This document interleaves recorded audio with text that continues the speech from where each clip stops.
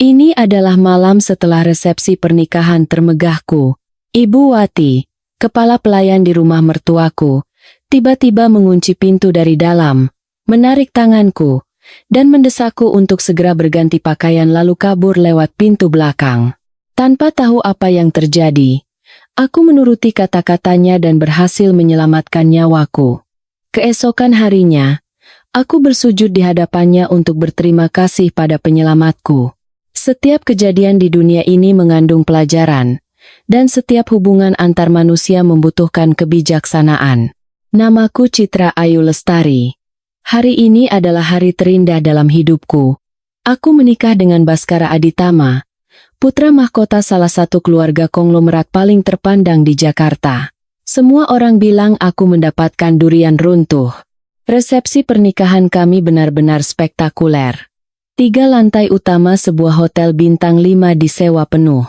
Dari pintu masuk hingga panggung utama, lengkungan bunga segar seakan tak ada habisnya. Mengenakan kebaya pengantin yang dirancang khusus, aku merasa seperti seorang putri. Kedua orang tuaku pun tak henti-hentinya tersenyum bahagia. Setelah seharian penuh acara, malam pun tiba. Aku diantar ke kamar pengantin di rumah utama keluarga Aditama, sebuah rumah mewah bergaya kolonial yang megah di kawasan Menteng. Kamar pengantin itu didekorasi begitu mewah hingga menyilaukan mata.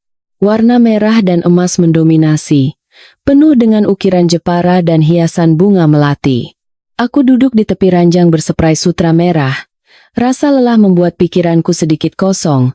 Namun di saat yang sama, rasa malu dan debaran seorang pengantin baru menyelimutiku. Sepatu hak tinggi yang tadi dilepas teman-temanku saat bercanda masih tergeletak di dekat kakiku. Saat itulah, tiba-tiba ku dengar suara klik dari pintu kamar. Pintu dikunci dari luar. Aku terkejut dan mengangkat kepala, melihat seorang wanita parubaya berusia sekitar 60 kerapaan berdiri di sana. Ia mengenakan seragam pelayan keluarga Aditama. Rambutnya disanggul rapi tanpa sehelai pun yang berantakan. Wajahnya penuh kerutan, namun sorot matanya luar biasa tajam dan cerdas. Aku ingat pernah melihatnya hilir mudik dengan sigap di acara resepsi tadi siang. Semua orang memanggilnya Ibu Wati. Sebelum aku sempat bereaksi, Ibu Wati sudah berlari ke arahku dalam beberapa langkah. Wajahnya pucat pasi. Ia mencengkeram pergelangan tanganku begitu kuat hingga terasa sakit sampai ke tulang. Dengan suara berbisik, Ibu Wati berkata dengan panik, "Nona Citra, ayo cepat. Cepat lepas gaun pengantin ini. Aku benar-benar bingung. Situasi macam apa ini?" Secara refleks aku bertanya, "Ibu, ada apa? Apa terjadi sesuatu?" Ibu Wati tampak sangat cemas. Kakinya bergerak-gerak gelisah. Suaranya nyaris tak terdengar dan bergetar. Tidak ada waktu untuk menjelaskan. Tolong, percaya pada saya sekali ini saja. Cepat ganti dengan pakaian yang tidak mencolok. Pintu di lantai bawah sudah saya buka. Lewat sana dan lari, secepat mungkin. Jangan sampai ada yang melihat Nona. Kecemasan dan ketakutan di matanya begitu nyata. Perasaan itu menular padaku. Jantungku terasa seperti akan melompat keluar dari dada. Aku sama sekali tidak mengerti situasinya. Tapi firasat buruk yang sangat kuat membuat bulu kuduku meremang. Aku tak punya waktu untuk berpikir atau menjaga gengsi sebagai pengantin baru. Satu-satunya yang ada di benakku adalah menuruti perkataan wanita ini. Dengan tangan gemetar, aku melepas sanggul dan hiasan kepala yang berat, lalu dengan panik mulai melepaskan kebaya pengantin yang rumit. Ibu Wati terus berputar di sampingku, mendesak, "Lebih cepat, Nona. Sedikit lebih cepat lagi." Aku buru-buru mengambil kaos putih dan celana jeans biasa dari koperku. Tak ada waktu untuk mengganti sepatu. Aku hanya mengenakan sandal jepit. Setelah melihatku selesai berganti pakaian, Ibu Wati menarik tanganku menuju pintu kecil lain di sisi ruangan yang terhubung ke tangga pelayan. Sambil mendorong punggungku, ia berkata cepat, "Lewat sini turun langsung ke halaman belakang. Gerbang kecil di sana tidak saya kunci. Setelah keluar, belok kanan, ikuti jalan setapak itu dan lari sejauh mungkin. lalu bersembunyi. Apapun yang Nona dengar, jangan pernah menoleh atau kembali. Jantungku berdebar kencang, serasa mau copot. Aku menatap Ibu Wati, dan ia mengangguk mantap. Aku menggertakkan gigi, membuka pintu, dan menyelinap ke tangga yang gelap. Aku berlari menuruni tangga dengan terhuyung-huyung. Lantai semen yang dingin terasa menusuk telapak kakiku yang hanya beralaskan sandal, tapi aku tak peduli. Pikiranku kosong, hanya ada satu perintah, lari. Saat menuruni tangga yang gelap gulita, jantungku berdegup seperti genderang. Suasana begitu sunyi mencekam, hanya terdengar napas terengah-engah dan suara sandalku yang terseret. Aku tak berani berhenti, takut ada yang mengejar dari belakang. Akhirnya aku sampai di lantai 1, dan benar saja, sebuah pintu kecil sedikit terbuka. Aku mendorongnya dengan hati-hati.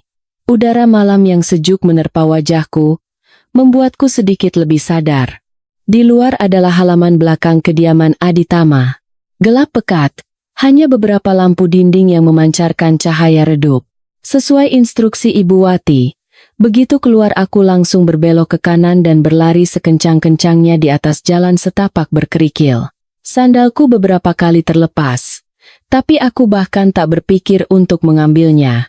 Berlari tanpa alas kaki di atas batu-batu tajam terasa sakit, tapi rasa takut membuatku mati rasa. Setelah berlari cukup jauh hingga napasku tersengal, aku berhenti dan bersembunyi di balik sebuah pohon besar. Aku membungkuk, mencoba mengatur napas yang memburu. Aku menoleh ke arah rumah keluarga Aditama.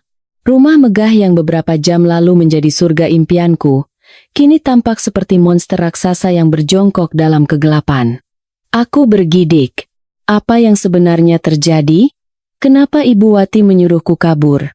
Apa ada kebakaran? Atau perampok? Atau sesuatu yang mengincarku? Pikiranku kacau balau. Tepat pada saat itu, dari jendela kamar pengantinku, aku melihat kilatan cahaya merah yang sangat terang. Cahaya itu menyala sekali seperti kilat. Lalu gumpalan asap hitam pekat mulai menyembur keluar dari jendela. Asap itu semakin banyak dan semakin tebal. Aku terkesiap dan membekap mulutku, nyaris berteriak. Api! Benar-benar ada kebakaran. Tak lama kemudian, suara alarm kebakaran yang melengking memecah keheningan malam. Suasana di dalam rumah langsung menjadi kacau. Lampu-lampu di banyak kamar menyala. Bayangan orang-orang terlihat panik. Sayup-sayup terdengar teriakan dan pekikan. Aku hanya bisa menatap nanar gumpalan asap hitam yang terus membubung. Kakiku lemas, dan aku terduduk di tanah. Seluruh tubuhku terasa dingin dan gemetar hebat. Kamar pengantinku, kamarku terbakar. Kalau saja aku masih di dalam. Kalau saja Ibu Wati tidak datang memanggilku. Kalau saja aku tidak kabur. Mungkin sekarang aku sudah terperangkap di dalam. Atau mungkin aku tak berani meneruskan pikiranku. Rasa takut yang datang terlambat melilitku seperti ular berbisa, membuatku sesak napas. Air mata mengalir deras, bukan karena sedih, tapi murni karena ketakutan. Aku bersembunyi di balik pohon, mengamati orang-orang di dalam rumah berlarian. Beberapa orang membawa alat pemadam api dan berlari ke lantai atas. Yang lain berteriak-teriak sambil menelepon. Setelah beberapa saat, asap perlahan mulai menipis. Api sepertinya sudah padam, tapi api di dalam hatiku baru saja mulai menyala. Kebakaran ini terlalu aneh. Terjadi di kamar pengantin pada malam pertama pernikahan. Kebetulan macam apa ini? Ibu Wati. Dia pasti tahu sesuatu. Dia telah menyelamatkan hidupku. Aku harus menemukannya. Aku harus tahu apa yang sebenarnya terjadi. Aku masih bersembunyi di balik pohon, kedinginan dan ketakutan. Kakiku sakit karena tergores kerikil. Dan tubuhku yang hanya berbalut kaos tipis menggigil di tiup angin malam. Tapi aku tak berani bergerak. Aku mengawasi keadaan di rumah dengan saksama. Api sepertinya sudah benar-benar padam. Alarm pun berhenti berbunyi. Tapi lampu di dalam rumah masih terang benderang dan orang-orang masih berlalu lalang. Terdengar suara suami baruku, Baskara. Ia terdengar sangat panik meneriakkan sesuatu. Lalu kudengar juga suara ibu mertuaku, tajam dan tinggi, sepertinya sedang memberi perintah pada orang-orang. Mereka terdengar sangat khawatir, tapi hatiku terasa dingin. Jika mereka benar-benar mengkhawatirkanku, kenapa tidak ada yang sadar pengantin wanitanya menghilang? Kenapa mereka tidak mencariku? Tenggelam dalam pikiranku, tiba-tiba aku mendengar suara gemerisik dari semak-semak di sampingku. Aku terlonjak kaget dan menoleh dengan cepat. Jantungku serasa mau copot. Sebuah bayangan hitam mendekat dengan hati-hati, memanggil dengan suara rendah, "Nona Citra." "Apa itu, Nona?" Suara Ibu Wati. Aku hampir menangis. Aku menjawab dengan suara pelan, "Iya, Bu. Saya di sini." Ibu Wati segera bersembunyi di balik pohon bersamaku. Melihat penampilanku yang acak-acakan, ia menghela napas. Ia melepas jaket usangnya dan menyampirkannya di bahuku. Dengan suara pelan, ia berkata, "Di sini bukan tempat yang aman untuk bicara. Ikuti saya." Ia menggenggam tanganku, memanfaatkan kegelapan malam dan bayangan pepohonan, membawaku semakin jauh ke belakang rumah. Di sana, ada sebuah gudang kecil tempat menyimpan peralatan kebun. Ia membuka pintunya, mendorongku masuk, lalu ia pun cepat-cepat masuk dan menutup pintu. Gudang itu penuh dengan cangkul dan peralatan lain, berbau tanah dan pupuk. Ruangannya sempit. Kami berdua nyaris tak bisa berdiri. Begitu pintu tertutup, aku langsung memegang tangan Ibu Wati. Suaraku masih bergetar. "Ibu, apa yang sebenarnya terjadi? Kenapa ada kebakaran? Kenapa Ibu menyuruh saya kabur?" Ibu Wati menatapku dengan sorot mata yang rumit, campuran antara iba dan lega. Ia menepuk-nepuk punggung tanganku dan berbisik, "Nona Citra, kebakaran malam ini bukan kecelakaan."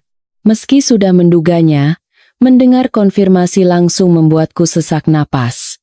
"Bukan kecelakaan?" Jadi, Ibu Wati mendekat dan berbisik lebih pelan. Ada yang sengaja menyalakannya. Mereka mengincar Nona Citra. Kakiku lemas. Aku hampir terjatuh. "Saya? Kenapa? Siapa? Siapa yang mau mencelakai saya?" Ibu Wati tampak ragu sejenak, seperti sedang berpikir bagaimana cara menyampaikannya. Ia menghela napas. Orang-orang jahat. Tadinya saya mau diam saja, tapi saya tidak tega melihat orang sebaik Nona celaka. Saya sudah bekerja di rumah ini hampir 20 tahun. Saya tahu seluk-beluk keluarga ini." Ia berhenti sejenak, lalu melanjutkan dengan suara yang lebih lirih. "Suami Nona, Tuan Baskara. Dia tidak sebaik yang Nona kira." Darahku terasa membeku. Istri pertamanya juga meninggal dengan cara yang tidak wajar. Istri pertamanya? Bukankah dia meninggal karena sakit? Ibu Wati menggeleng dengan ekspresi yang sulit diartikan. "Sakit memang sakit, tapi bukan sakit biasa." Saya tidak bisa bicara sembarangan, tapi yang jelas, Nona bisa selamat malam ini adalah sebuah keajaiban. Nona harus memikirkan langkah selanjutnya. Rumah ini adalah sarang harimau. Mendengar itu, duniaku seakan berputar. Pria yang kunikahi dengan sukacita, keluarga konglomerat yang kuanggap sebagai tambatan kebahagiaan, ternyata menyimpan rahasia mengerikan seperti ini. Pembunuhan, pembakaran yang mengincarku, rasa takut dan amarah yang luar biasa melandaku. Udara di dalam gudang terasa dingin dan lembab, tapi aku tak merasakan apa-apa. Kata-kata Ibu Wati membuat pikiranku kalut. Istri pertama Baskara, wanita berwajah lembut yang hanya kulihat di foto, yang katanya meninggal karena sakit. Kematiannya ternyata mencurigakan. Dengan suara bergetar aku bertanya, "Ibu, apa yang Ibu ketahui? Tolong beritahu saya. Saya tidak tahu apa-apa dan saya sangat takut." Wajah Ibu Wati menunjukkan penderitaan. Ia menghela napas lagi. "Nona, ada beberapa hal yang lebih baik tidak kita ketahui. Saran saya, tinggalkan keluarga Aditama. Pergi sejauh mungkin. Itu jalan terbaik." Aku mencengkeram lengannya, seperti orang tenggelam yang meraih sepotong kayu. Tapi saya tidak bisa pergi begitu saja tanpa tahu apa-apa. Saya hampir mati. Saya harus tahu siapa yang mengincar nyawa saya. Tolong, Bu. Tatapan mataku yang penuh keputusasaan mungkin meluluhkan hatinya. Ibu Wati menghela napas lagi, lalu dengan suara rendah seolah sedang mengingat sesuatu yang mengerikan, ia mulai bercerita. Kejadiannya sekitar 3 tahun lalu. Istri pertama Tuan Baskara, namanya Nona Dewi. Dia orang yang sangat baik, ramah pada semua orang. Waktu itu kondisi tubuhnya memang kurang baik. Sering pusing dan tidak bertenaga. Tuan Baskara dan Nyonya besar ibu mertua juga bersikap dingin padanya. Mereka meremehkannya karena keluarga Nona Dewi bangkrut. Ia berhenti sejenak, sorot matanya menyiratkan ketakutan. Suatu malam, saya tidak bisa tidur dan kebetulan lewat di depan ruang kerja Tuan Baskara. Saya dengar Tuan dan Nyonya besar bertengkar di dalam. Suara mereka pelan, tapi telinga saya cukup tajam. Saya dengar beberapa patah kata. Tuan Baskara berkata dengan nada jengkel, "Sudah waktunya. Kalau ditunda lagi, kita akan kehilangan kesempatan." Lalu Nyonya besar menjawab, "Kali ini jangan ceroboh seperti sebelumnya. Selesaikan dengan bersih." Apa? Apa maksudnya itu? Punggungku terasa dingin. Ibu Wati menggeleng. Waktu itu saya juga tidak mengerti sepenuhnya. Saya hanya merasa ngeri dan takut. Tapi beberapa hari kemudian, Nona Dewi tiba-tiba jatuh sakit parah. Dia dilarikan ke rumah sakit, tapi tidak tertolong. Dokter bilang penyebabnya gagal organ akibat keracunan akut, tapi penyebab spesifiknya tidak pernah ditemukan. Keluarga Aditama buru-buru mengurus pemakamannya dan melarang siapapun bertanya lebih jauh. Ia menatapku dengan tatapan berat. Sejak saat itu, saya mengamati semuanya dengan lebih teliti. Ternyata, saat itu perusahaan Tuan Baskara sedang dalam krisis besar. Utangnya sangat banyak. Setelah itu, Tuan mulai mencari calon istri baru. Lalu bertemulah dengan Nona Citra. Keluarga Nona memang bukan konglomerat papan atas. Tapi kondisi keuangannya sangat stabil. Dan Nona adalah putri tunggal. Ibu Wati tidak menyelesaikan kalimatnya. Tapi aku sudah mengerti segalanya. Baskara menikahiku bukan karena cinta. Ia mengincar uang keluargaku. Mungkin ia bahkan berencana untuk menyingkirkanku. Sama seperti yang ia lakukan pada istri pertamanya. Agar bisa secara sah menguasai maharku dan harta keluargaku. Kebakaran malam ini adalah rencana mereka. Aku merinding dari ujung kaki sampai ujung kepala. Aku mual. Aku menikah dengan iblis seperti ini. Perlahan, amarah mulai mengalahkan rasa takutku. Aku tidak bisa mundur begitu saja. Aku tidak bisa membiarkan orang-orang yang mencoba membunuhku hidup tenang seolah tak terjadi apa-apa. Dan aku tidak bisa membiarkan arwah istri pertamanya yang malang mati sia-sia. Aku menarik napas dalam-dalam. Berusaha menenangkan diri. Aku menatap Ibu Wati dan berkata dengan tegas, "Terima kasih sudah memberitahu saya, Bu. Saya tidak akan pergi. Kalau saya pergi, itu sama saja membiarkan mereka menang. Mereka akan terus hidup tanpa menanggung dosa mereka, dan mungkin akan mencari korban selanjutnya. Saya akan tetap di sini." Ibu Wati terkejut. "Nona, itu terlalu berbahaya." "Saya tahu ini berbahaya. Tapi saya butuh bantuan Ibu. Bisakah Ibu merahasiakan fakta bahwa saya berhasil kabur untuk sementara waktu? Saya ingin lihat sandiwara apa yang akan mereka mainkan selanjutnya." Ibu Wati menatap mataku yang penuh tekad. Ragu sejenak, lalu akhirnya mengangguk. "Baiklah. Tapi Nona harus sangat berhati-hati. Saya akan berusaha mengawasi dari dekat." Menjelang fajar, aku dan Ibu Wati menyusun rencana singkat. Ibu Wati akan kembali ke rumah lebih dulu untuk memantau situasi. Sementara aku tetap bersembunyi di gudang dan membuat penampilanku semakin menyedihkan. Aku mengacak-acak rambutku, sengaja mengolesi wajahku dengan debu. Mataku kugosok kuat-kuat agar terlihat merah seperti habis menangis semalaman. Sekitar setengah jam kemudian, Ibu Wati kembali secara diam-diam. Api sudah padam. Hanya bagian dekat jendela kamar pengantin yang terbakar. Kerusakannya tidak terlalu parah. Tuan dan Nyonya besar panik sekali. Mereka sadar Nona menghilang dan menyuruh orang mencari kemana-mana, tapi mereka berusaha menutup-nutupi karena takut jadi aib keluarga. Polisi juga sudah datang untuk melakukan penyelidikan. Aku mengangguk. Dalam hati mencibir. Apakah mereka benar-benar ingin menemukanku, atau hanya ingin memastikan aku sudah mati? Aku berkata pada Ibu Wati. Sudah cukup, Bu. Waktunya saya muncul. Aku menarik napas dalam-dalam untuk mempersiapkan emosiku, lalu berjalan keluar dari gudang dengan penampilan yang ketakutan dan syok. Aku berjalan terhuyung-huyung ke arah gerbang depan rumah. Saat mendekati gerbang, aku sengaja membuat suara dan menjatuhkan diri di atas rumput. Seperti yang kuduga, seseorang segera menemukanku. Seorang tukang kebun berteriak, "Ketemu! Nona Citra ada di sini." Seketika, orang-orang berhamburan keluar dari rumah. Yang berlari paling depan adalah Baskara dan ibu mertuaku. Baskara berlari dan langsung memelukku erat. Suaranya terdengar begitu cemas dan penuh kasih. "Citra! Sayang, kamu kemana saja? Aku kira kamu kenapa-napa." "Kamu tidak apa-apa, kan?" Aku mematung dalam pelukannya, menahan rasa mual yang bergejolak di dalam perutku. Namun di luar, aku memasang ekspresi ketakutan dan pada saat yang tepat, aku menangis terseduh-seduh. "Api! Ada api! Aku takut sekali." Aku lari. Tapi aku tidak ingat apa-apa lagi. Sepertinya aku pingsan.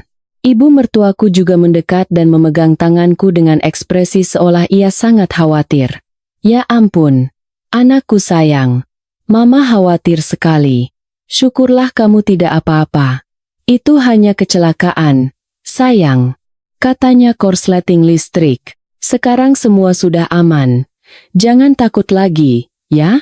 Mulutnya berkata tidak apa-apa, tapi matanya mengamatiku dari atas ke bawah, seolah memastikan apakah aku benar-benar baik-baik saja, atau apakah aku sudah mencium gelagat aneh. Aku menyembunyikan isi hatiku dan terus berakting. Sambil terisak, aku bertanya, "Benarkah?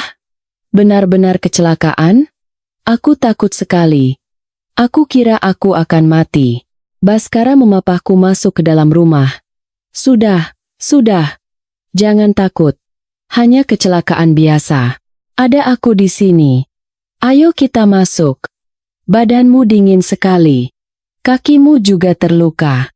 Ia mendudukkanku di sofa ruang tamu, mengambilkan selimut, dan membuatkan air hangat, merawatku dengan sangat telaten.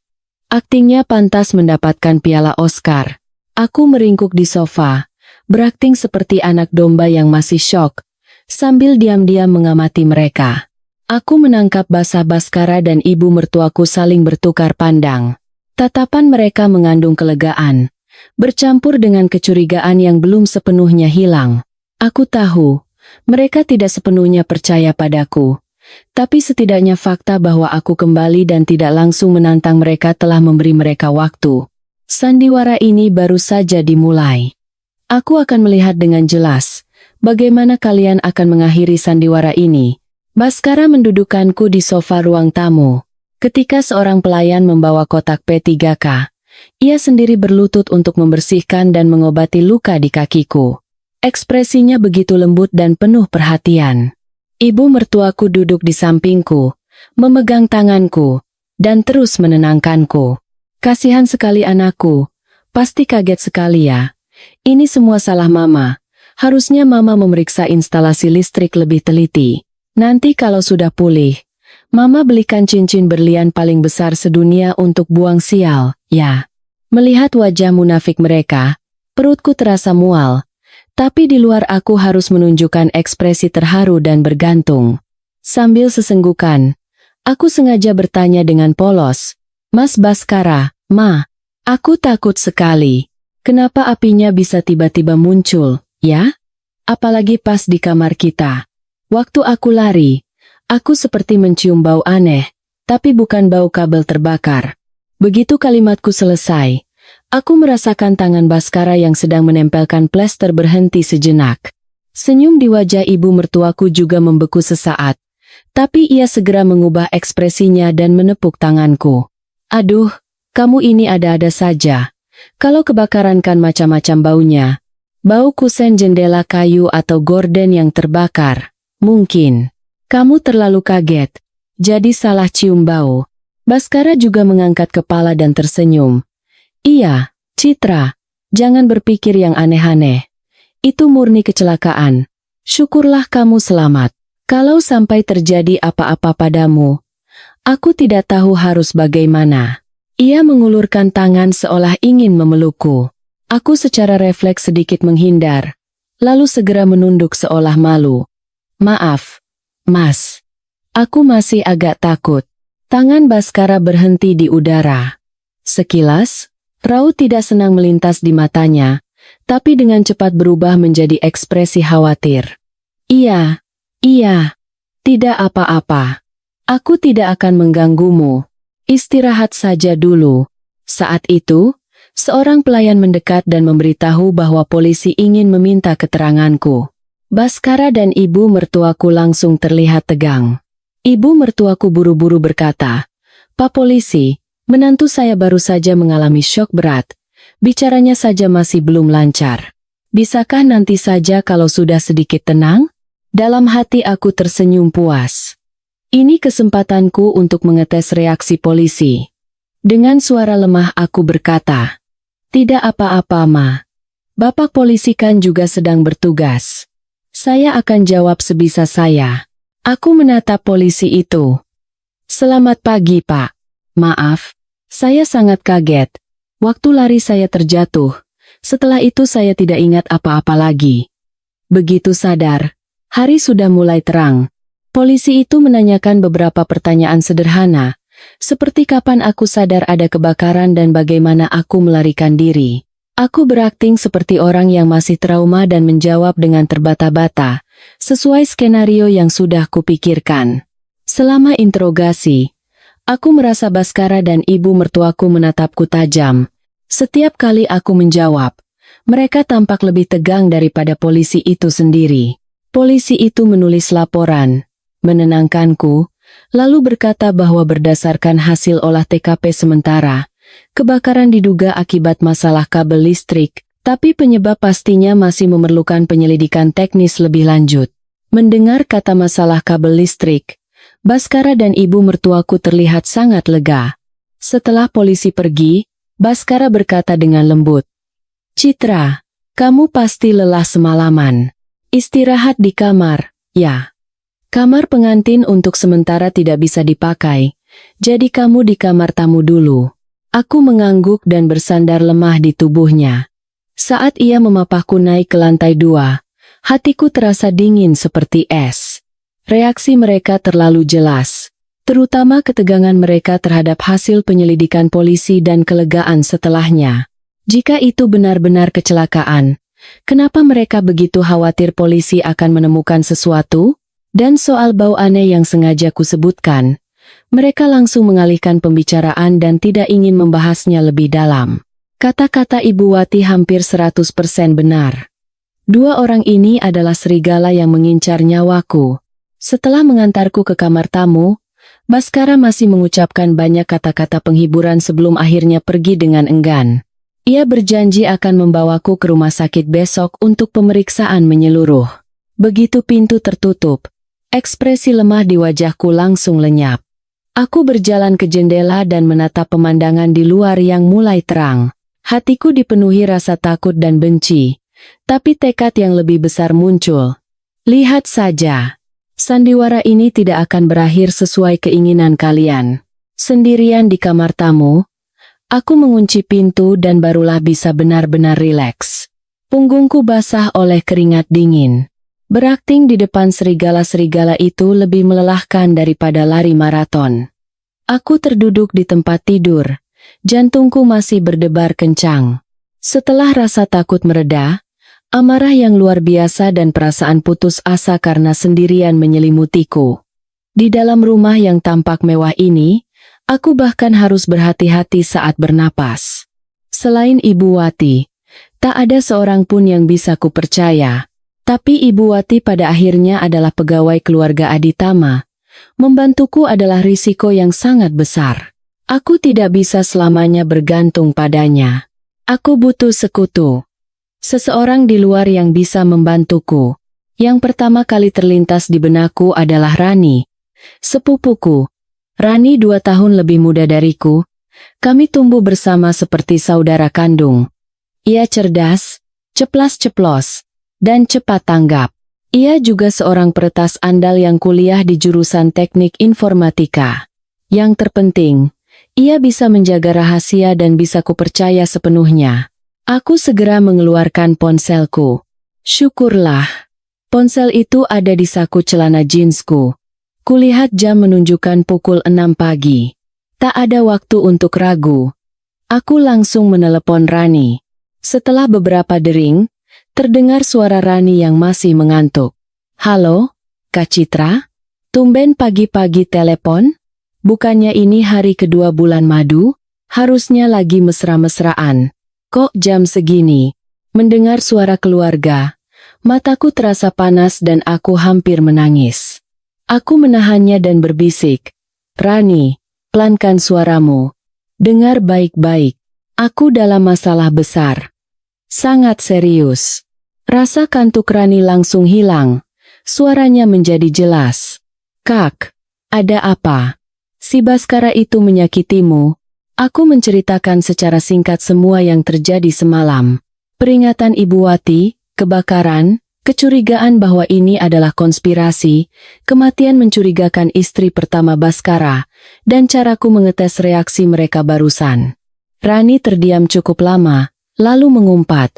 Gila, Baskara bajingan itu. Lebih rendah dari binatang. Kak, tunggu di sana. Aku beli tiket pesawat sekarang juga. Aku buru-buru mencegahnya. Jangan ke sini. Kalau kamu datang sekarang akan terlalu kentara. Aku butuh kamu membantuku dari luar. Rani terdengar cemas. Terus gimana? Bahaya sekali kakak sendirian di sarang serigala itu. Dengarkan aku. Aku butuh kamu mencari tahu 2 hal. Pertama, cari tahu penyebab kematian istri pertama Baskara, Dewi. Cari rekam medisnya. Atau dokter dan perawat yang tahu situasinya waktu itu. Kedua, selidiki kondisi keuangan perusahaan Baskara. Apa benar mereka punya banyak utang? Berapa?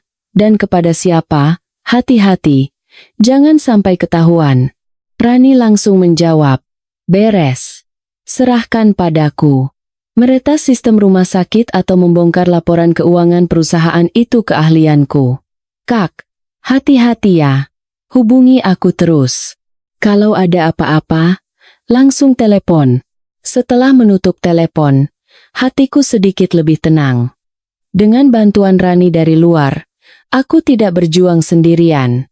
Tapi di dalam rumah ini, aku tetap harus mengandalkan diriku sendiri. Baskara dan ibu mertuaku mungkin untuk sementara tidak curiga lagi padaku. Tapi mereka pasti belum sepenuhnya lengah. Aku harus terus berakting sampai mereka benar-benar menurunkan kewaspadaan mereka. Mulai sekarang, aku harus memainkan peran sebagai pengantin baru yang lugu dan penuh kasih, yang perlahan pulih dari trauma dan semakin bergantung pada suaminya. Sandiwara ini, aku harus memainkannya lebih baik dari mereka. Aku tidak bisa hanya menunggu hasil penyelidikan Rani. Aku sendiri juga harus mencari petunjuk. Siang harinya, Baskara dan ibu mertuaku memperlakukanku dengan sangat baik. Mereka terus menanyakan kabarku, membawakan berbagai makanan bergizi, dan sama sekali tidak menyinggung soal kebakaran semalam, seolah itu benar-benar hanya kecelakaan biasa. Aku pun kooperatif dengan aktingku. Aku berpura-pura perlahan pulih dari syok, sambil menunjukkan sikap yang semakin bergantung pada Baskara. Tatapan mataku padanya kupenuhi dengan pemujaan dan kerapuhan seseorang yang nyaris kehilangan segalanya. Ia tampak puas dengan sikapku, dan sorot matanya yang curiga perlahan memudar. Namun di dalam hati, kewaspadaanku tidak pernah kendor. Aku tahu semua ini palsu. Kesempatan datang pada hari ketiga. Siang itu, Baskara pamit terburu-buru karena ada urusan mendesak di kantor. Tak lama kemudian, ibu mertuaku juga pergi dengan dandanan glamor. Katanya ada janji spa dengan teman-temannya. Rumah menjadi sepi. Hanya beberapa pelayan yang sibuk di lantai bawah. Jantungku mulai berdebar. Ruang kerja Baskara ada di ujung koridor lantai 2. Ia biasanya tidak mengizinkan pelayan membersihkannya dan selalu merapikannya sendiri. Mungkin ada sesuatu di sana. Aku pura-pura turun untuk minum air, sambil mengamati keadaan sekitar. Ibu Wati sedang memimpin persiapan makan malam di dapur. Pelayan lain sibuk dengan tugas masing-masing. Aku menarik napas dalam-dalam, lalu naik ke lantai 2 dengan langkah tanpa suara. Berdiri di depan pintu ruang kerja, aku mencoba memutar gagang pintunya. Tidak terkunci. Aku cepat-cepat masuk dan menutup pintu pelan-pelan. Ruang kerja itu cukup luas dengan dekorasi klasik. Di atas meja kayu besar, ada sebuah komputer dan beberapa tumpuk dokumen. Jantungku berdebar seperti maling. Waktuku tidak banyak. Pertama, aku memeriksa dokumen-dokumen di atas meja. Kebanyakan adalah kontrak proyek atau proposal yang tidak terlalu kumengerti, dan tidak ada yang terlihat aneh. Aku mencoba membuka laci meja, tapi kebanyakan terkunci. Satu-satunya laci yang tidak terkunci hanya berisi alat tulis dan kertas catatan. Aku hampir menyerah ketika mataku tertuju pada tempat sampah di sudut ruangan. Di dalamnya hanya ada beberapa gumpalan kertas. Entah kenapa, aku mengambilnya dan membukanya dengan hati-hati. Satu lembar adalah kertas memo penuh coretan. Yang lain sepertinya bekas amplop. Di sana tertulis sebuah nama yang tidak kukenal, sebaris angka, dan simbol persen, 5%. Aku segera memfotonya dengan ponselku. Kemudian, mataku tertuju pada sebuah lemari kecil di samping meja. Di laci paling bawah, ada sebuah tas kerja tua. Aku menariknya keluar dan membukanya. Di dalamnya hanya ada beberapa majalah bekas. Tapi saat aku merogoh kantong sampingnya, tanganku menyentuh sesuatu.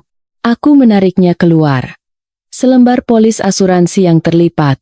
Jantungku serasa berhenti berdetak. Aku membukanya dengan tergesa-gesa. Itu adalah polis asuransi jiwa kecelakaan.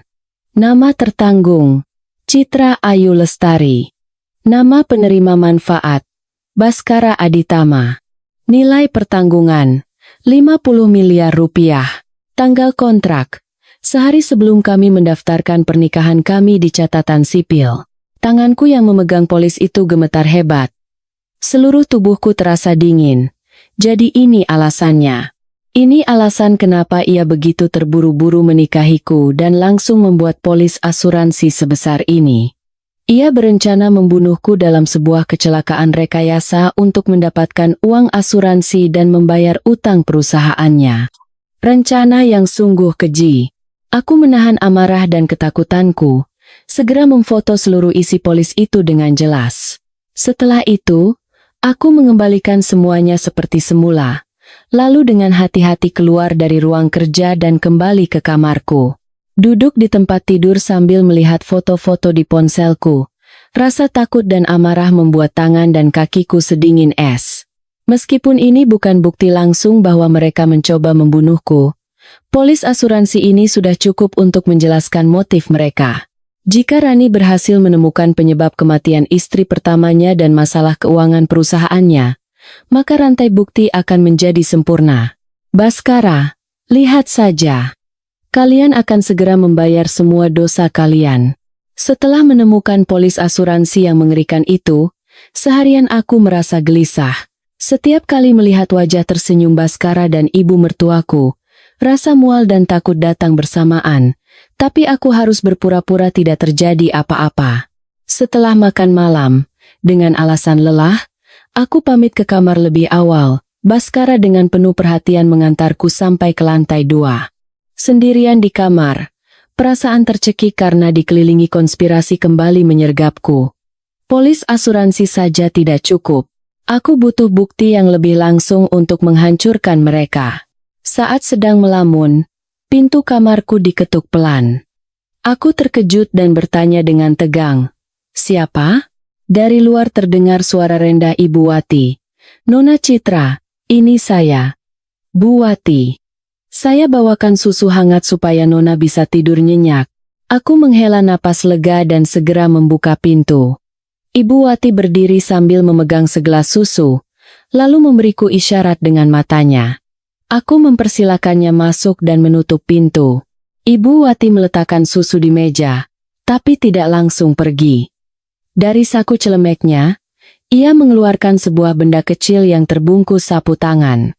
Dengan wajah tegang, ia berkata, "Nona, sehari setelah kebakaran, saya diam-diam membersihkan sisa-sisa puing di kamar pengantin.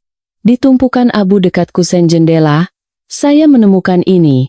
Ia membuka sapu tangan itu. Di dalamnya ada sepotong logam yang setengah terbakar.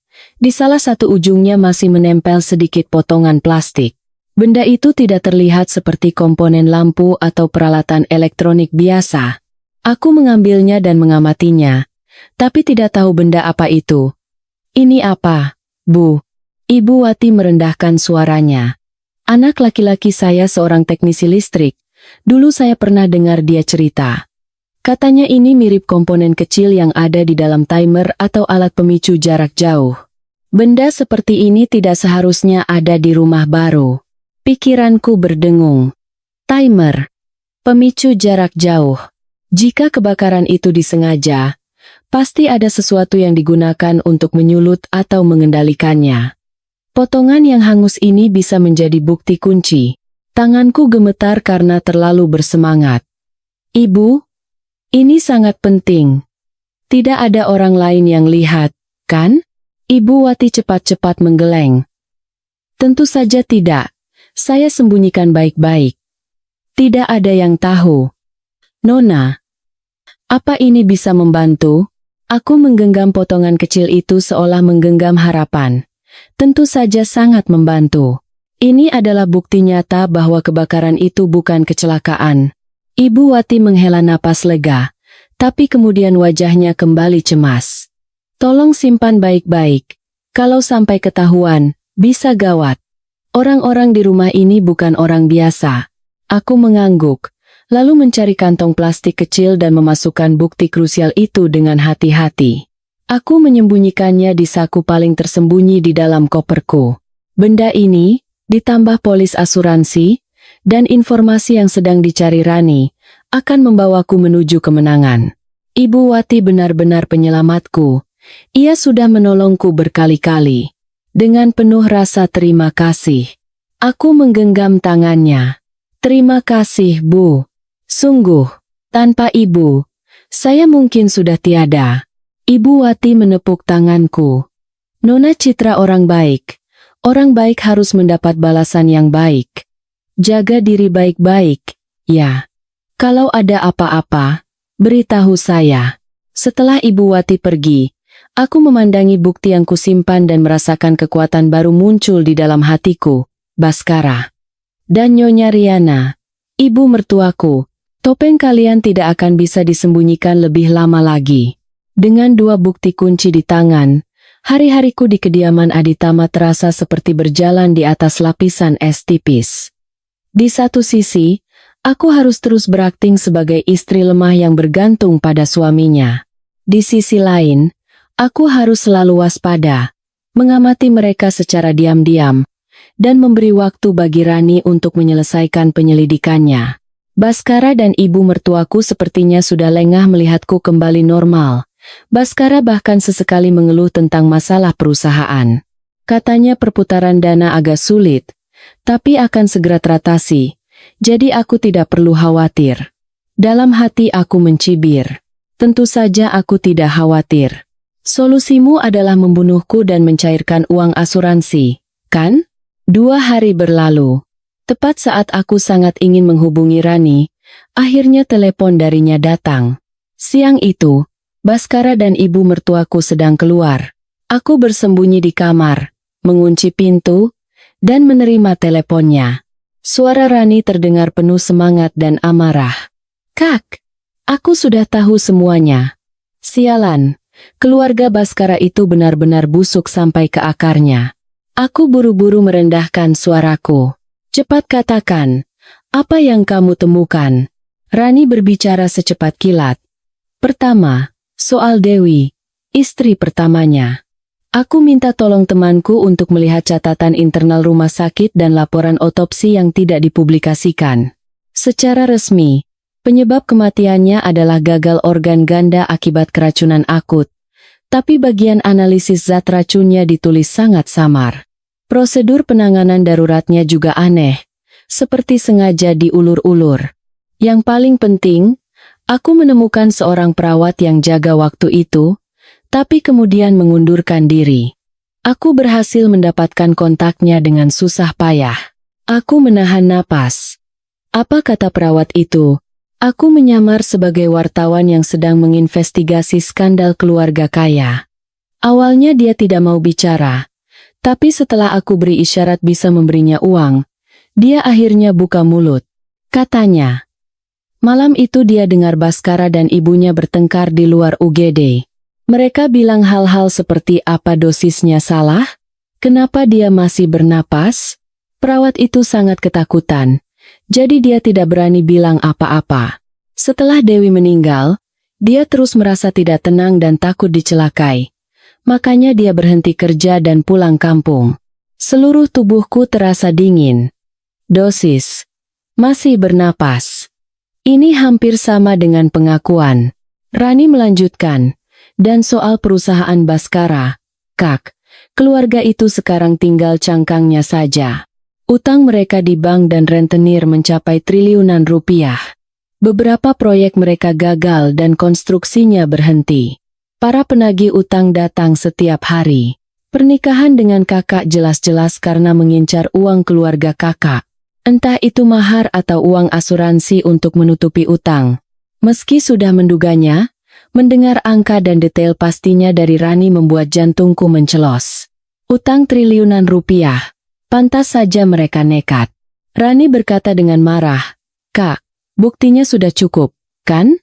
Laporkan ke polisi. Ini terlalu berbahaya. Aku berusaha tetap tenang. Rani, kamu hebat, informasi ini sangat penting. Tapi kalau melapor sekarang, buktinya masih kurang kuat. Kita butuh bukti yang lebih langsung, seperti rekaman pengakuan mereka. Kalau tidak, mereka bisa berkelit. Perawat itu juga mungkin takut untuk bersaksi. Rani terdengar cemas. Lalu bagaimana? Kakak mau terus di sana? Tenang. Aku juga punya beberapa barang bukti di sini. Sekarang aku hanya perlu mencari kesempatan untuk membuat mereka mengaku. Kamu awasi terus pergerakan mereka ya. Terutama perawat itu, coba bujuk dia supaya mau membantu saat dibutuhkan. Oke, Kak. Hati-hati. Aku siaga 24 jam. Setelah menutup telepon, aku bersandar di dinding, mencerna semua informasi barusan. Kematian istri pertamanya hampir pasti pembunuhan.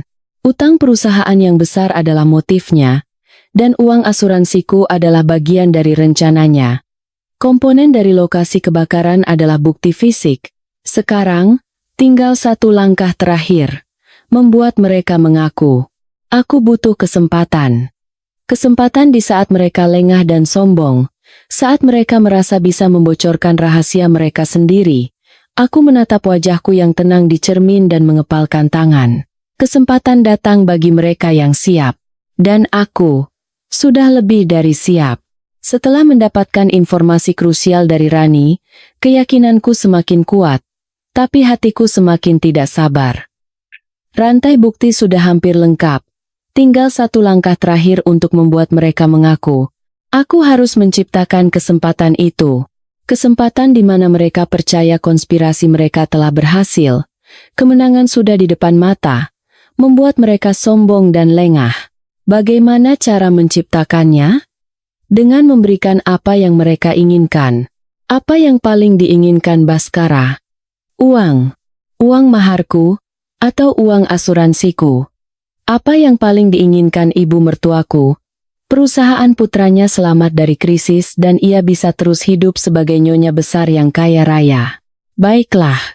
Kalau begitu, Aku akan melemparkan umpan yang sangat menggiurkan.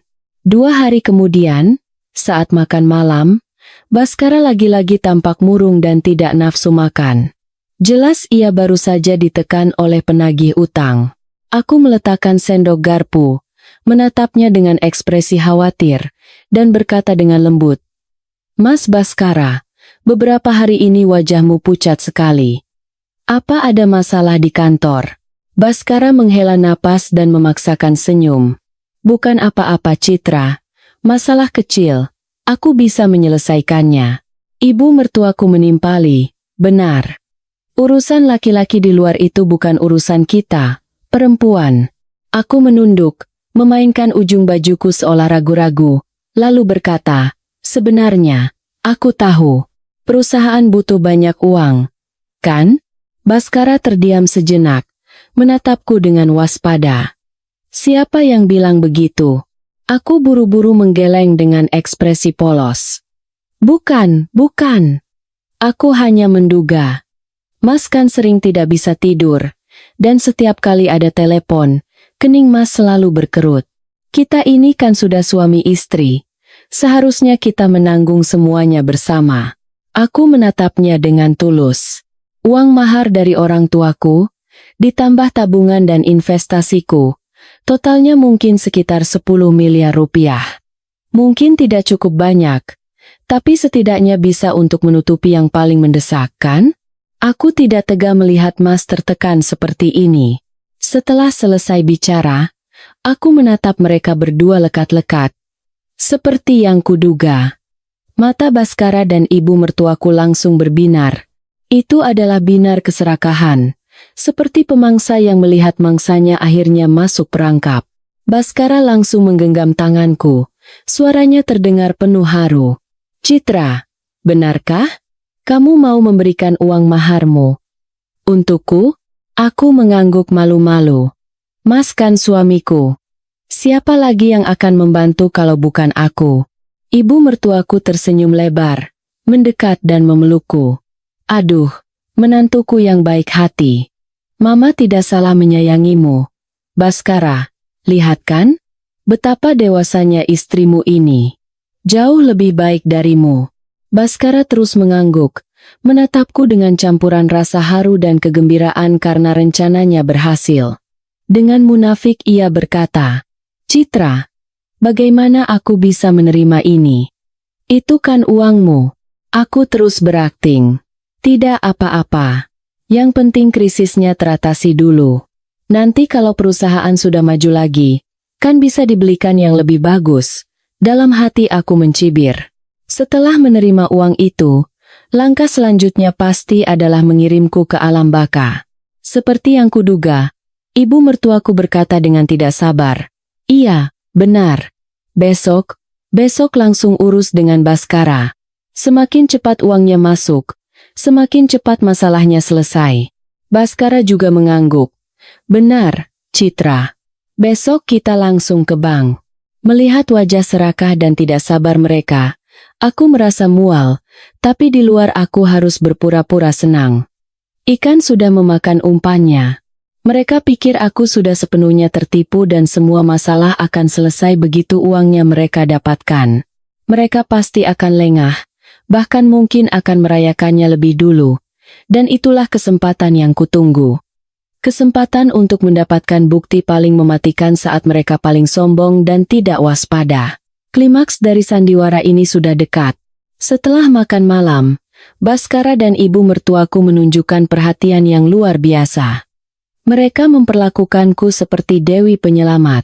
Aku menahan rasa mual dan menyelesaikan akting keluarga harmonis, lalu pamit ke kamar dengan alasan lelah.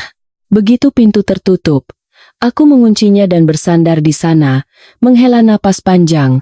Berakting dengan serigala-serigala itu adalah siksaan setiap detiknya.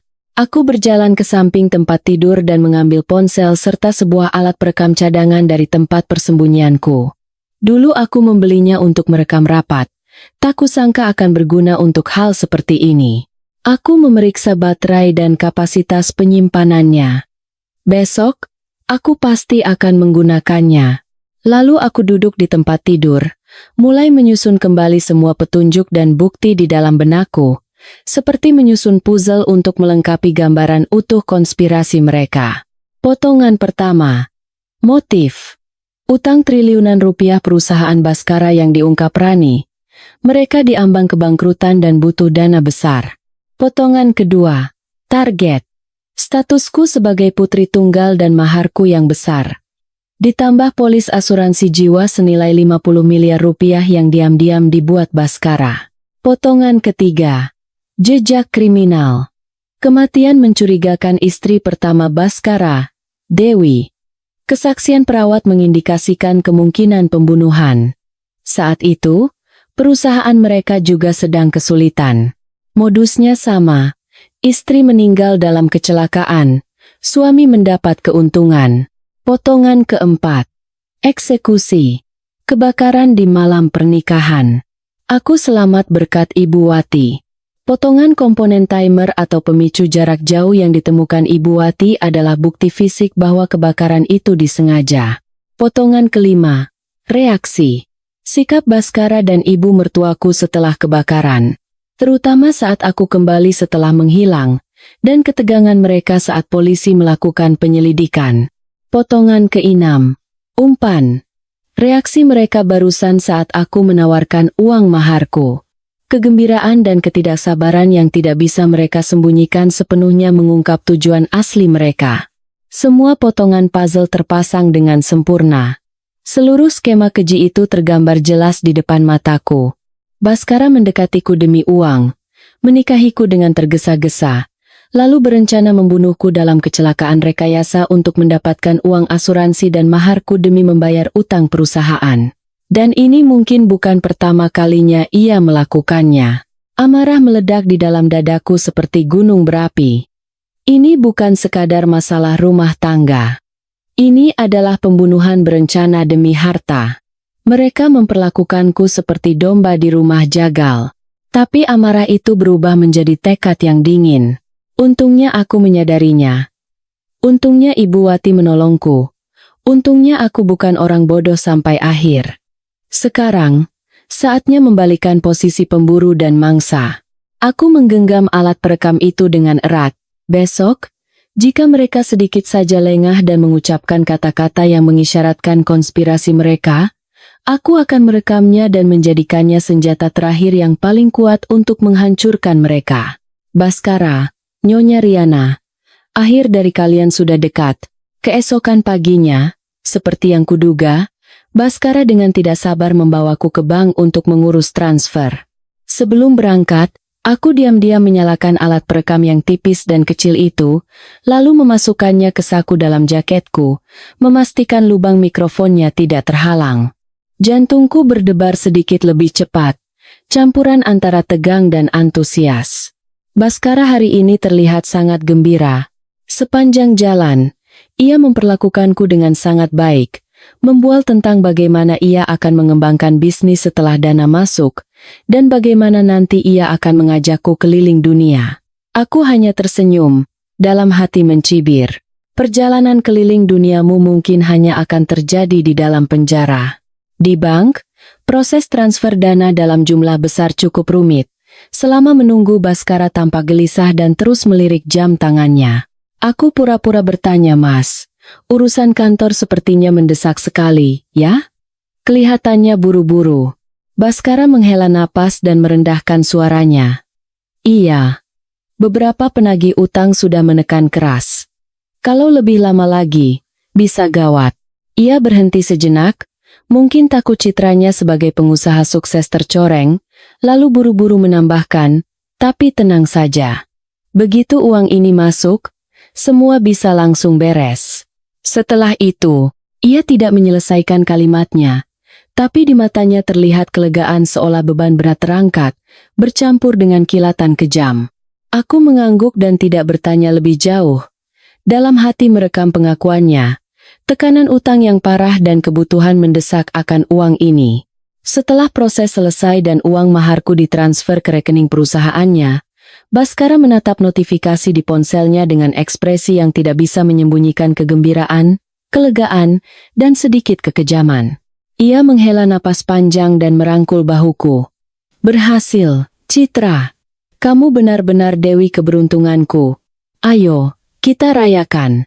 Aku traktir makan malam yang enak. Perayaan? Perayaan karena berhasil mendapatkan uangku, atau perayaan karena separuh rencananya berhasil?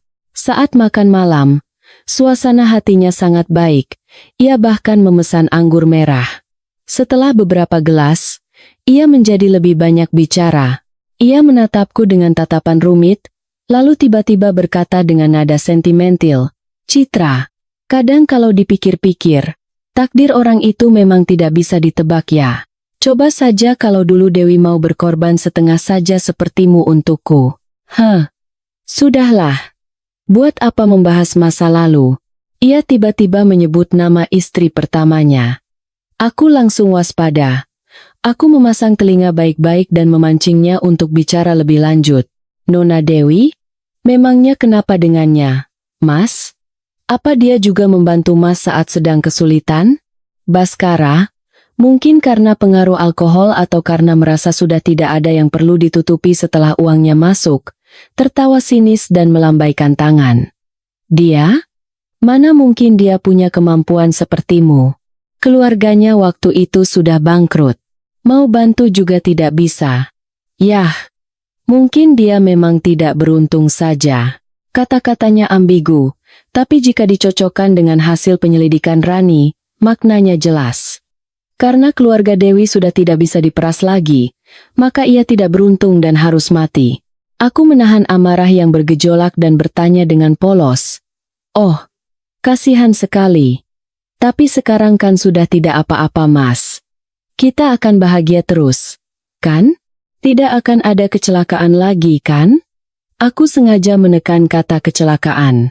Baskara tertawa terbahak-bahak, mengulurkan tangan dan membelai wajahku. Matanya penuh kesombongan seolah sudah menguasai segalanya. Tenang saja, sayang. Tidak akan ada kecelakaan lagi. Semua musibah sudah berlalu. Kedepannya, hanya akan ada hari-hari yang indah. Saat ia mengatakan semua musibah sudah berlalu, nada bicaranya, kelegaannya, dan ekspresinya yang seolah mengendalikan segalanya. Aku hampir yakin, musibah yang ia maksud adalah rencananya yang gagal di malam pertama pernikahan. Aku menunduk sambil makan, menyembunyikan amarah dingin di mataku. Alat perekam di saku jaketku dengan setia merekam semua percakapan ini. Cukup. Ini sudah cukup. Meskipun ia tidak secara eksplisit mengatakan, aku yang membakarnya untuk membunuhmu. Percakapan ini, jika digabungkan dengan konteks sebelumnya, sudah cukup mengisyaratkan motifnya, jejak kriminalnya, dan kesadarannya yang jelas tentang kecelakaan itu. Setelah makan, Baskara yang sedang gembira mengajakku menonton film. Aku menolak dengan alasan pusing dan ingin istirahat di rumah. Ia tidak memaksa dan mengantarku pulang. Begitu sampai di rumah, aku langsung masuk ke kamar dan mengunci pintu. Aku mengeluarkan alat perekam dan memutar ulang isinya. Suara Baskara terdengar dari ponselku. Beberapa penagih utang sudah menekan keras. Dewi. Mungkin dia memang tidak beruntung saja. Semua musibah sudah berlalu. Mendengar kata-katanya yang sombong, seluruh tubuhku gemetar karena marah. Tapi di saat yang sama, jari-jariku kesemutan karena bersemangat. Bukti yang kuat. Inilah bukti yang kuat itu. Potongan puzzle terakhir akhirnya terpasang. Baskara. Nyonya Riana. Lagu kematian untuk kalian akan segera berkumandang. Setelah mendapatkan bukti rekaman, aku tahu inilah saatnya untuk menarik jaring. Aku tidak bisa menunda lagi. Setiap hari adalah risiko. Baskara mungkin untuk sementara merasa aman setelah mendapatkan uangku, tapi tidak ada jaminan ia tidak akan mencoba mencelakaiku lagi karena dendam rencananya yang gagal. Aku harus menyerang lebih dulu, tapi aku tidak langsung melapor ke polisi. Aku butuh rencana yang sempurna untuk menghabisi mereka sekali dan untuk selamanya, tanpa celah bagi mereka untuk melarikan diri. Jika memungkinkan, aku ingin membuka topeng mereka di depan umum. Dengan begitu, mereka tidak akan bisa melakukan balas dendam secara pribadi atau berkelit. Dan ini akan menjadi peringatan keras bagi masyarakat. Kesempatan itu datang lebih cepat dari yang kuduga. Saat makan malam, ibu mertuaku, Nyonya Riana, mengumumkan dengan gembira, "Anak-anak, beberapa hari lagi ulang tahun Mama." Memang bukan ulang tahun emas atau perak, tapi belakangan ini kan banyak kabar baik di rumah kita. Jadi Mama mau adakan pesta kecil-kecilan, undang kerabat dan teman dekat saja, sekalian untuk buang sial dari kejadian kemarin. Baskara langsung menyahut, "Ide bagus, Ma. Tentu saja harus dirayakan. Aku akan langsung siapkan semuanya." Dalam hati aku bersorak, pesta ulang tahun, kerabat dan teman dekat. Ini adalah kesempatan emas dari langit. Aku segera berpura-pura senang dan berkata, "Wah, bagus sekali, Ma. Nanti aku akan siapkan kado spesial untuk Mama. Selamat ulang tahun, Ma." Nyonya Riana tersenyum lebar. Iya. Memang menantuku ini yang paling perhatian. Waktu dan tempat sudah ditentukan. Otakku langsung berputar cepat. Pesta itu pasti akan ramai dan sibuk. Itulah saat mereka paling lengah, dan panggung terbaik bagiku untuk membongkar kebusukan mereka. Keesokan harinya, dengan alasan ada janji spa dengan teman, aku berhasil keluar dari rumah. Begitu lepas dari pengawasan keluarga Aditama, aku mencari kafe yang sepi dan menelepon seseorang. Aku tidak menelepon 112. Aku menelepon teman lama ayahku yang sudah kuanggap seperti paman sendiri, Pak Wiryo. Ia adalah seorang perwira tinggi di Polda Metro Jaya. Kasus ini terlalu besar. Aku butuh seseorang yang benar-benar bisa dipercaya dan bisa mengendalikan situasi. Begitu telepon tersambung, aku menceritakan semua yang kualami dengan ringkas dan jelas. Semua bukti yang kukumpulkan, foto polis asuransi, foto puing kebakaran, file rekaman, dan rencanaku.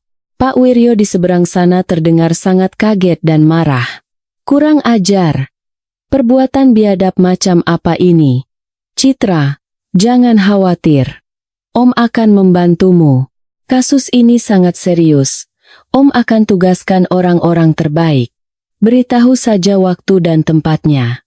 Nanti Om akan kirim beberapa anggota berpakaian preman untuk menyamar sebagai tamu. Mereka akan bergerak sesuai isyaratmu. Keselamatanmu adalah prioritas utama. Kita akan tangkap pelaku sekaligus amankan semua barang bukti. Mendengar kepastian dari Pak Wiryo, beban berat di hatiku seakan terangkat. Setelah menutup telepon, aku juga menghubungi Rani, memberitahunya rencana akhir dan memintanya bersiaga jika terjadi sesuatu. Mungkin aku akan butuh bantuan teknisnya dari jarak jauh.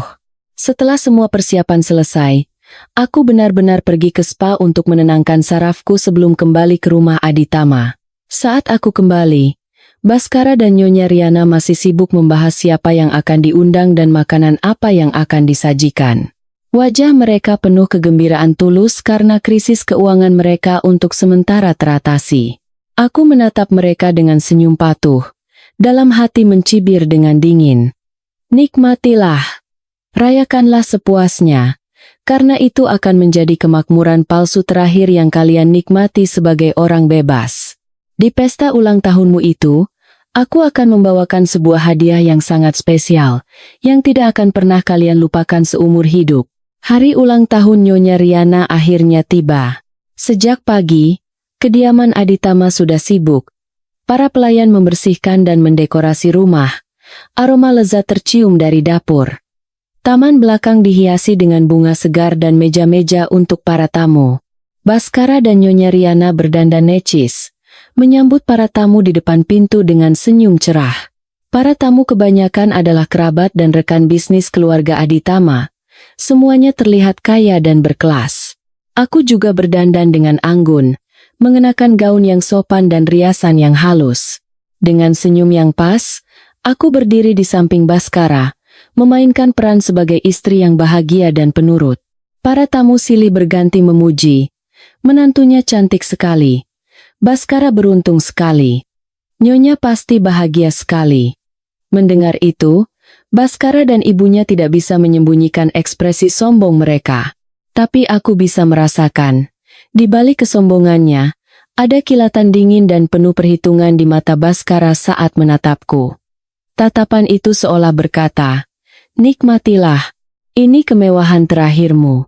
Aku membalasnya dengan tatapan penuh pemujaan, dalam hati mencibir hal yang sama. Tertawalah. Hari-hari kalian untuk tertawa tidak akan lama lagi. Suasana pesta semakin meriah. Orang-orang minum dan berbincang, saling memuji. Taman itu penuh dengan gelak tawa. Nyonya Riana dikelilingi teman-temannya, menerima ucapan selamat dengan senyum yang tak lepas dari bibirnya. Baskara berkeliling, memamerkan citranya sebagai pria sukses dalam bisnis dan cinta. Aku diam-diam mengamati sekeliling. Aku melihat orang-orang yang dikirim Pak Wiryo. Mereka menyamar sebagai tamu, tersebar di antara kerumunan, berpura-pura mengobrol santai, tapi mata mereka dengan waspada mengawasiku dan situasi sekitar. Hatiku semakin mantap. Waktunya telah tiba. Saatnya memberikan hadiah spesial itu. Aku menarik napas dalam-dalam, masih dengan senyum di wajah. Perlahan berjalan ke tengah taman. Di sana ada sebuah air mancur kecil, tempat yang bagus agar suaraku terdengar jelas. Aku bertepuk tangan pelan untuk menarik perhatian. Bapak, Ibu, dan para tamu sekalian, mohon perhatiannya sebentar. Suasana yang tadinya riuh perlahan menjadi hening. Semua orang menatapku, penasaran. Baskara dan Nyonya Riana juga menatapku sambil tersenyum, mengira aku akan memberikan ucapan selamat. Baskara bahkan berkata kepada para tamu, "Sepertinya istri saya mau memberikan ucapan selamat ulang tahun untuk Mama." Aku menatapnya. Senyum di wajahku perlahan memudar, digantikan oleh ketenangan yang dingin. Aku membuka mulut. Suaraku terdengar jelas di seluruh taman. Hari ini memang hari yang istimewa untuk ibu mertua saya. Karena itu, saya ingin memberikan hadiah ulang tahun yang sangat spesial. Sebuah hadiah bernama kebenaran. Semua orang saling pandang, bingung. Senyum di wajah Baskara dan Nyonya Riana membeku. Keraguan dan kecemasan melintas di wajah mereka. Nyonya Riana mencoba mengendalikan situasi dengan senyum paksa. "Citra, kamu bicara apa? Kebenaran apa?" Aku mengabaikannya dan menatap para tamu. Saya ingin menceritakan sebuah kisah. Kisah tentang kecelakaan kebakaran di malam pertama pernikahan saya. Kisah tentang penyebab kematian sebenarnya dari almarhumah Dewi, istri pertama Mas Baskara. Dan kisah tentang utang triliunan rupiah perusahaan Aditama, serta polis asuransi jiwa senilai 50 miliar rupiah atas nama saya, dengan penerima manfaat, Mas Baskara. Setiap kalimat yang kuucapkan membuat wajah Baskara dan Nyonya Riana semakin pucat. Semua tamu terkesiap kaget. "Apa yang kau bicarakan, Hah?" Baskara akhirnya sadar dan dengan wajah pucat pasi mencoba berlari ke arahku untuk menghentikanku. Tapi sudah terlambat. Pertunjukan baru saja dimulai. Baskara mencoba menerjangku, tapi dua orang tamu di sampingnya tanpa sengaja menghalangi jalannya. Tanpa rasa takut, aku menatapnya dan melanjutkan dengan cepat dan jelas agar semua orang mendengar. "Omong kosong atau bukan, sebentar lagi Anda semua akan tahu. Di malam pertama pernikahan, yang menyelamatkan saya adalah Ibu Wati, kepala pelayan di sini. Beliau membantu saya kabur dari kamar yang terbakar.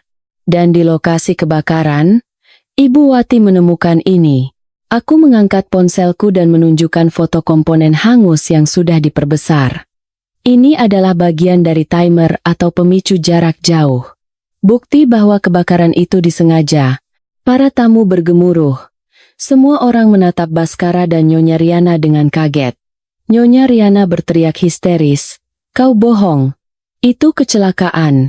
Polisi juga bilang itu kecelakaan. Aku tertawa sinis. "Kecelakaan? Lalu bagaimana dengan polis asuransi ini?" Aku mengganti layar ponselku ke foto polis asuransi. Dibuat sehari sebelum pernikahan kami dicatatkan. Nilai pertanggungan 50 miliar rupiah. penerima manfaat Baskara Aditama. Apa ini juga kebetulan? Tanpa memberi mereka jeda, aku memutar bagian paling penting dari file rekaman. Suara Baskara terdengar jelas. Beberapa penagih utang sudah menekan keras. Dewi. Mungkin dia memang tidak beruntung saja. Semua musibah sudah berlalu. Begitu rekaman diputar, suasana menjadi sunyi senyap. Meskipun ia tidak mengaku secara langsung, nada bicaranya, isinya, dan konteksnya sudah cukup jelas bagi siapapun yang tidak bodoh. Wajah Baskara sudah seperti mayat. Ia menunjukku dan berteriak, "Bohong! Semuanya bohong! Kau merekayasanya! Kau memfitnahku!" Aku menatapnya tajam. Memfitnah? Jadi utang perusahaanmu yang triliunan rupiah itu juga bohong? Kematian istri pertamamu, Dewi, karena keracunan akut juga bohong. Rencanamu menggunakan uang mahar dan asuransiku untuk menutupi utang itu juga bohong? Apa kalian pikir perempuan lugu sepertiku pantas ditipu dan dibunuh demi uang? Apa kalian pikir perempuan seperti Dewi, yang sudah tidak ada gunanya lagi, pantas diracun? Setiap pertanyaanku adalah sebuah pukulan telak bagi mereka. Mereka tak bisa berkata apa-apa. Para tamu sekarang sudah mengerti segalanya. Dengan tatapan ngeri, jijik, dan takut, mereka menatap ibu dan anak itu. Bisik-bisik mulai terdengar semakin keras. Ya Tuhan, mengerikan sekali. Pantas saja Dewi meninggalnya mendadak. Pembunuhan berencana demi harta. Manusia biadab. Baskara dan Nyonya Riana benar-benar panik. Dengan wajah pucat, mereka gemetar dan mencoba membela diri, tapi ucapan mereka sudah tidak karuan.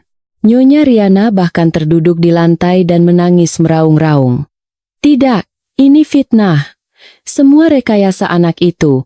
Tepat pada saat itu, para polisi berpakaian preman yang dikirim Pak Wiryo menunjukkan identitas mereka. Mereka dengan cepat membekuk Baskara dan Nyonya Riana yang mencoba melawan dan melarikan diri. Polisi yang memimpin berkata dengan tegas, "Baskara Aditama, Riana Aditama, kalian ditangkap atas tuduhan percobaan pembunuhan, penipuan, dan keterlibatan dalam kasus kematian almarhumah Dewi. Anda harus ikut kami ke kantor polisi." Saat borgol dipasangkan di tangannya, Baskara akhirnya hancur. Ia berteriak histeris ke arahku, "Citra, perempuan jahat, kau akan mati sengsara." Aku menatapnya dengan dingin dan berkata dengan penekanan di setiap kata, "Orang yang akan mati sengsara adalah kalian berdua, ibu dan anak berhati ular. Hukum akan memberikan hukuman yang setimpal." Melihat mereka diseret polisi keluar dari gerbang, aku akhirnya bisa sedikit melemaskan punggungku yang tegang. Taman itu menjadi kacau. Para tamu berkerumun, menatapku dengan campuran rasa iba dan kagum. Aku tahu. Aku menang. Mimpi buruk ini akhirnya berakhir. Dengan ditangkapnya Baskara dan Nyonya Riana, pesta ulang tahun itu berakhir sebagai TKP yang mengerikan. Para tamu, setelah berbisik-bisik, satu persatu pamit pergi. Rumah yang tadinya riuh mendadak menjadi sepi, hanya menyisakan kekacauan dan beberapa pelayan yang kebingungan. Aku berdiri di tengah taman, menatap semuanya. Perasaan lega karena berhasil membalas dendam, rasa aman karena terbebas dari bahaya, dan rasa hampa setelah melalui peristiwa besar bercampur aduk di dalam hatiku. Ibu Wati mendekat dengan hati-hati dan menyampirkan jaket di bahuku. Matanya memerah. "Nona Citra, tidak apa-apa. Tadi jantung saya serasa mau copot." Aku menggenggam tangannya. Suaraku sedikit serak. "Saya tidak apa-apa, Bu. Semua ini berkat Ibu. Tanpa Ibu, saya tidak mungkin bisa berdiri di sini hari ini dan membongkar kejahatan mereka." Tak lama kemudian, kedua orang tuaku dan Rani datang dengan tergesa-gesa. Rupanya mereka sudah mendapat kabar. Ibu langsung berlari memelukku dan menangis. "Anakku, Citra, kamu pasti menderita sekali. Kenapa tidak bilang pada kami dari awal?" Ayah, dengan wajah pucat pasi, menunjukkan ekspresi marah bercampur lega. "Kurang ajar. Keluarga Aditama itu. Beraninya mereka memperlakukan putriku seperti ini. Aku tidak akan tinggal diam. Rani juga memegang lenganku, menangis sambil tertawa. Kak, keren banget. Aku benar-benar khawatir. Dukungan dan penghiburan dari keluarga membuat hatiku hangat. Aku akhirnya merasa benar-benar aman. Hari-hari berikutnya kuhabiskan dengan bekerja sama dengan polisi, menyerahkan semua barang bukti. Kasus ini berjalan cepat karena sifatnya yang keji dan buktinya yang sangat kuat. Polis asuransi, laporan forensik puing kebakaran, bukti utang perusahaan dari Rani, data mencurigakan kematian Dewi, dan file rekaman yang krusial membentuk rantai bukti yang tak terbantahkan. Polisi juga membuka kembali penyelidikan kasus Dewi dan menemukan bukti tambahan keterlibatan Baskara dan ibunya. Selama menunggu persidangan, aku mengurus perceraian dan mengambil kembali uang maharku dengan bantuan pengacara. Untungnya, catatan transfernya jelas dan polisi sudah membekukan rekening perusahaan Aditama, sehingga sebagian besar uangku berhasil kembali. Aku benar-benar memutuskan hubungan dengan keluarga Aditama. Pada hari persidangan, aku tidak datang. Aku tidak mau melihat wajah menjijikan mereka lagi. Rani kemudian memberitahuku bahwa di pengadilan, Baskara dan Nyonya Riana masih berusaha berkelit, tapi semua alibi mereka sia-sia di hadapan bukti yang kuat. Pada akhirnya, Baskara dinyatakan bersalah atas berbagai tuduhan, termasuk percobaan pembunuhan, penipuan, dan keterlibatan dalam pembunuhan istri pertamanya, dan dijatuhi hukuman penjara seumur hidup. Nyonya Riana, sebagai kaki tangannya, juga menerima hukuman berat.